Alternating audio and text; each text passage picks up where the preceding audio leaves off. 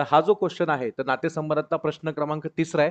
तुम्हाला प्रश्न जो विचारला त्याचं उत्तर एक्झॅक्ट आलं पाहिजे. प्रश्न आहे सीचं युशी नातं काय? हे नातं तुम्हाला परफेक्ट सांगता आलं पाहिजे. एक तर काका तर काका, मामा तर मामा, आत्या तर आत्या, एक काहीतरी परफेक्ट नातं सांगता आलं पाहिजे. चला बघूया आता काय ते आपण. तर या प्रश्नामध्ये नंबर तुझा आता आवाज वगैरे सगळं ओके ना? मला डबल नको शिकवायला. चला.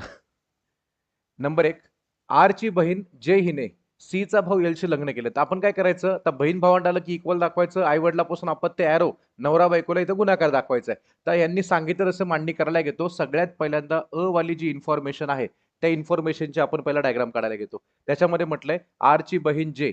इथं आपण लिहिणार आरची बहीण कोण आहे? जे.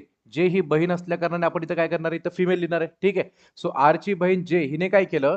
सीचा भाऊ एलशी लगीन केलं. कोणाशी लगीन केलं? एलशी लगीन केलं. तर इथं लगीन लावायचं इथं कोणासोबत? एल सोबत. ही फिमेल तर हा बिचारा काय असणार आहे? मेल असणार आहे. आणि अर्थात तो जो एल आहे ना तो कोणाचा भाऊ आहे सांगा? सीचा भाऊ आहे. म्हणजे असं वाक्य बनतंय आरची बहीण जे हिने काय केलं? सीचा भाऊ. तर सीचा भाऊ कोण? तो एल. तर सीचा भाऊ एल याच्याशी लगीन केलं आणि तो जो आहे ना तो एल नावाचा कार्यकर्ता तो आई वडिलांचा एकटा मुलगा आहे.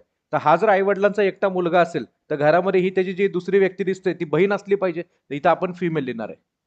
ठीक आहे. एकटा मुलगा म्हणजे एकुलता मुलगा अशा अर्थाने पण घेऊ शकतो आपण त्याला. तर आता अ वाली इन्फॉर्मेशन ऑलमोस्ट आपली संपलीच आहे आणि प्रश्न विचारला होता सीचं युशी नातं काय?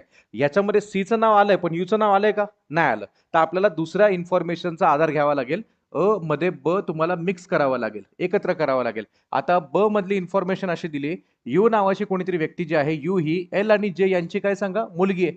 तर एल आणि जे दोघेही पती पत्नी दिसतात आणि त्यांच्या मुलीचं नाव काय दिलं त्यांनी? यू दिले.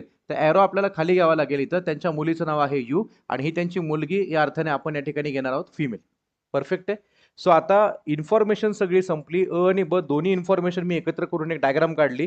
डायग्राम काढल्यानंतर प्रश्न असा होता सीचं यूशी नातं काय? म्हणजे सी नावाची ही कोणी जी व्यक्ती आहे ती यूची कोण लागते? तर आपण बघू शकता ही यू नावाची मुलगी हे तिचे वडील आहेत आणि वडिलांची ही कोण आहे? बहीण. म्हणजे ही कोण लागली? आत्या.